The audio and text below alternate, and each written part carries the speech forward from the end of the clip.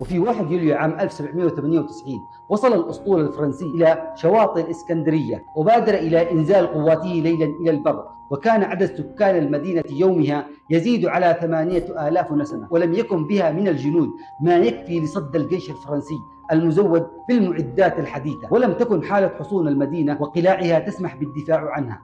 وكان وقتها من يحكم الإسكندرية هو البطل الإسكندراني محمد كريم، لم يكن من المماليك بل كان من أصول مصرية، وهو ما جعله قريبا من عامة الشعب وهمومه. اشتهر بالشجاعة والعدل والتعلق الشديد بمدينته ووطنه، رفضه للاستسلام. أرسل نابليون رسالة إلى محمد كريم يطالبه فيها بتسليم المدينة والاستسلام دون قتال، واعدا إياه بالحفاظ على منصبه ومكانته، لكن محمد كريم لم يقبل بذلك، حيث رد عليه ردا قويا وحاسما حين قال: إنني لم أولد خائنا ولن أخون الذمة والعهد الذي أعطيها، وليس لدي ما أخاف لأجله.